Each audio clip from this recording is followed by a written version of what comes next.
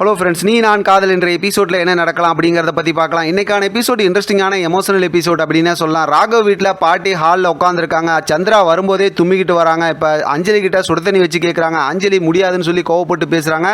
இப்போ சந்திராவும் பதில் பேசுகிறாங்க. ரெண்டு பேரும் சண்டை போட்டுக்கிறத பார்த்து வீட்டில் இருக்கவங்க எல்லாரும் வந்துடுறாங்க. பாட்டி ஒரு கட்டத்தில் நிறுத்துங்க, இந்த பிரச்சனை இதோட விடக்கூடாது, போலீஸ் தான் வரணும் அப்படிங்கிற மாதிரி அந்த பக்கத்து பார்த்தா மனோகர் பேச ஆரம்பிக்கிறாங்க. இப்போ முரளி வந்துடுறாங்க. முரளி கிட்ட பார்த்தா அந்த சந்திரா சுடு தண்ணி வச்சு கேட்குறாங்க. நிறையா சண்டை வாக்குவாதம் போனதுக்கப்புறம் பிரச்சனைகளுக்கு அப்புறம் முரளி வந்து போய் சுடு தண்ணி வச்சு கொண்டு வராங்க. இதெல்லாம் பார்க்குற ராகவ், அபி, ஆகாஷ், அனு இவங்கெல்லாம் மனசுக்குள்ளார சந்தோஷப்பட்டு இருக்காங்க. இப்போ வேது பிடிக்கிறதுக்கு போர்வை எடுத்து போற்றி விட்றாங்க.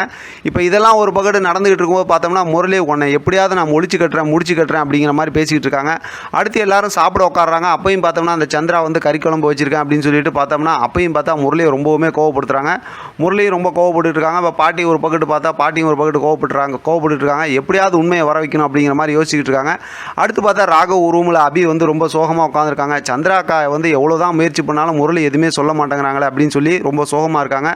ராகவ் வந்து நீ கவலைப்படாத, இதெல்லாம் கொஞ்சம் நாளைக்கு தான், நம்ம கண்டிப்பாக அந்த உண்மையை கொண்டு வந்துடலாம்னு சொல்லிட்டு அடுத்து அபியை சந்தோஷப்படுத்துறதுக்காக ரஜினியோட ஸ்டைலில் அவர் மாதிரி வந்து பேசி அபியை வந்து சந்தோஷப்படுத்துகிறாங்க. அபியை வந்து ஜாலியாக சந்தோஷமாக அப்புறம் படுத்து தூங்குறாங்க. ராகவ் ரொமான்ஸ் பண்ணுறாரு. இங்கே பார்த்தோம் அப்படின்னாக்கா ஆகாஷ் அனுவும் பேசிக்கிட்டு இருக்காங்க. அவங்க ரெண்டு பேரும் இதே விஷயத்தை பேசிக்கிட்டு இருக்கும்போது சரி நம்ம நிஜ போலீஸை வர வச்சு அதாவது பழசெல்லாம் மறந்துட்டாங்களா இல்லையாங்கிறத நம்ம வந்து டாக்டர்கிட்ட போய் செக் பண்ணிடலாம் அப்படிங்கிற மாதிரி பேசுகிறாங்க. அவங்களுக்குள்ளாரையும் சின்னதாக ஒரு ரொமான்ஸ் நடக்குது.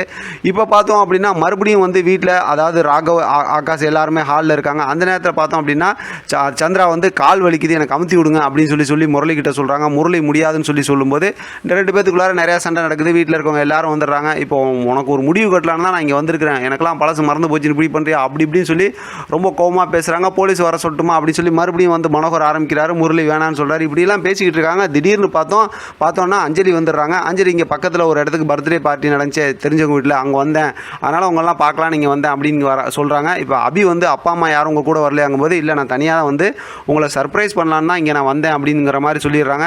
இவங்க யாருன்னு சொல்லி சந்திராவை பற்றி கேட்குறாங்க. இப்போ சந்திராவை பற்றி இருக்க விஷயத்தை வந்து மனோகர் சொல்கிறாரு. அதெல்லாம் கேட்டு அஞ்சலி சந்திரா பக்கத்தில் வந்து நிற்கிறாங்க. அதோட பார்த்தா இன்றைக்கான எபிசோட் முடிச்சிருக்காங்க. நாளைக்கான எபிசோட் சம்மந்தமாக சுவாரஸ்யமாக ஒரு ப்ரொமோ காட்டியிருக்காங்க. ஆக மொத்தத்தில் ஸ்டோரியை அடுத்த லெவலுக்கு கொண்டு போகிறாங்க.